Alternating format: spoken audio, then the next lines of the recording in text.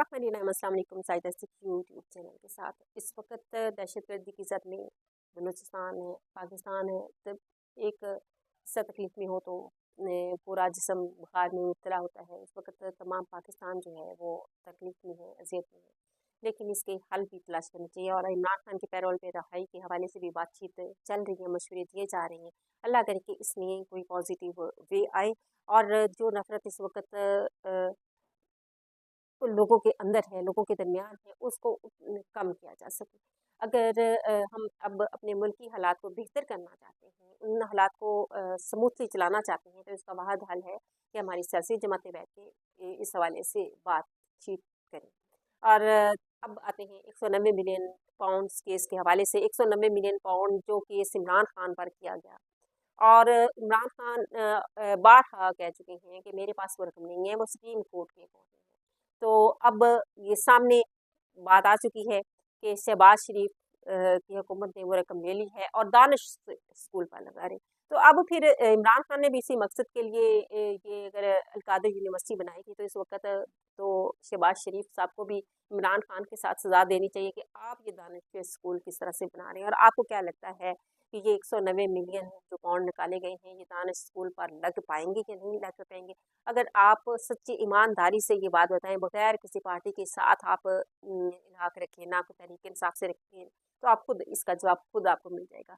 तो इमरान खान को सजा फिर किस बात की? इमरान खान को चोर किस हवाले से कहा जा रहा है? वो घड़ी से क्या गाड़ियों वालों को तो चोर नहीं कहा जा रहा, गाड़ियों वालों को तो नहीं पकड़ा जा रहा है। मैं किसी जमात के हवाले से नहीं बात करी, मेरिट पे बात करी। हमेशा जो है मेरिट पे चलने से ही कामयाबी मिलती है। अगर आप मेरिट से ज़रा भी हटते हैं, एक लाइन लगी है, एक बंदा लाइन से हटकर जो है वो काम करे, तो वो सबको नज़र आता है, सबको वो चीज़ सामने आती है।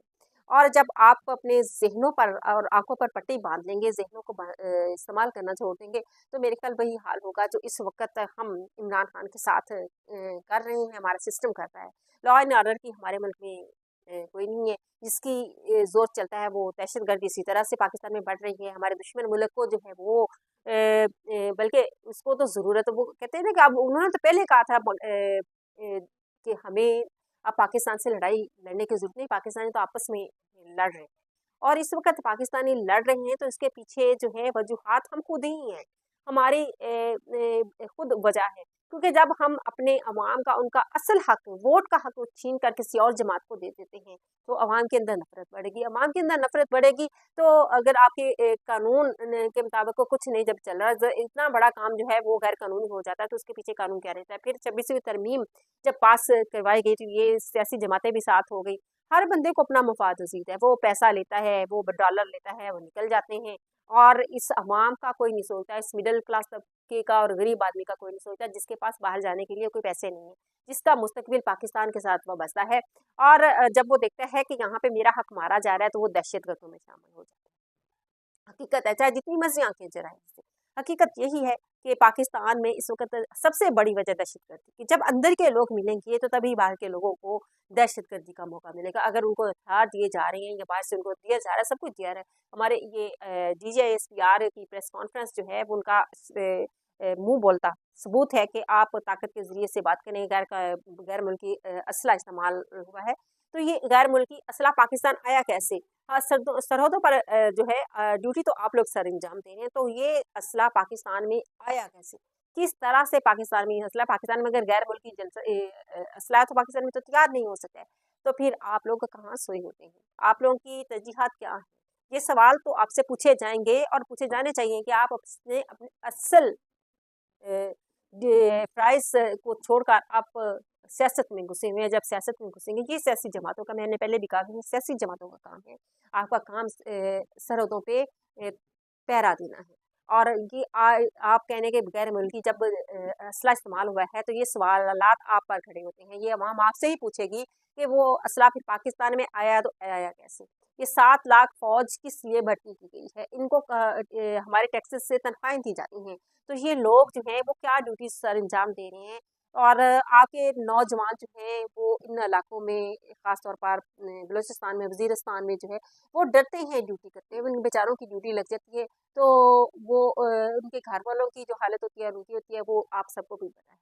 تو جس طرح کی پریس کانفرنس میں آپ الفاظ استعمال کر رہے ہیں تو اس سے جو ہے عوام کے اندر بھی نفرت بڑھے گی. آپ نے ان کے حق پہ ڈاکہ ڈالا ہوا ہے. وہ کس طرح سے خاموشی سے آپ کی ہر بات سنتے رہیں گے اور کہیں گے کہ یس سر اور ہمیشہ سے یہ چلتا رہے گا. اب دور تبدیل ہو چکا ہے. اب سب کچھ بدل چکا ہے.